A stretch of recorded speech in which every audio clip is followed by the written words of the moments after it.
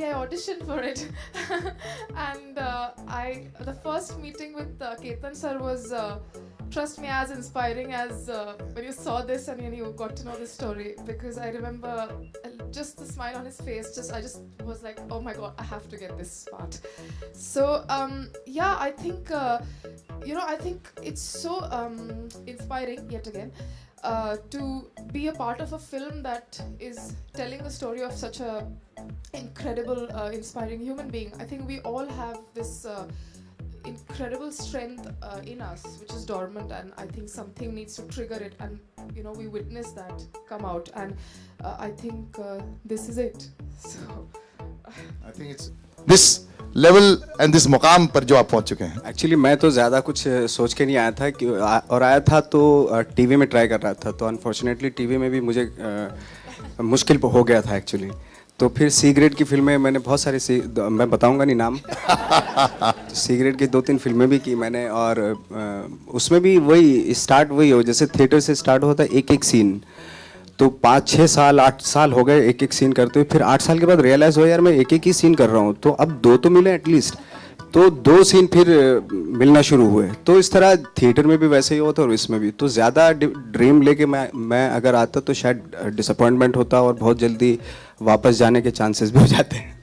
मैं बहुत खुश हूं कि आप वापस नहीं गए और एक हीरा हमारे पास रहेगा. Radhika, for you also this last year and half has been a dream. I think Badlapur changed a lot for you, and thereafter I think everyone wants a piece of Radhika Apte. Literally, yeah. Absolutely. The last month also has been fantastic for you. It's been a really good year so far, and I'm very grateful for it, because I think the work that I've been doing for the past 2-3 years is finally seeing the light of the day. People have been asking, आप पिछले 3 साल से कर क्या रही हैं? Exactly. ये सब कर रही थी. So I think it's all coming out, and coincidentally it's all coming out at the same time. So great. All the actually बहुत डिफिकल्ट था क्योंकि एक ऐसा आदमी जो 22 साल तक एक ऑर्डिनरी सा आदमी और 22 साल तक कंसिस्टेंसी के साथ माउंटेन ब्रेक कर रहा है. सिर्फ एक ही चीज़ मोटिवेशन, एक ही चीज़ है, लव उसकी वाइफ, जो अपनी वाइफ के लिए. और आई थिंक इतना डेडिकेशन, इतना पैशन बहुत मुश्किल होता है.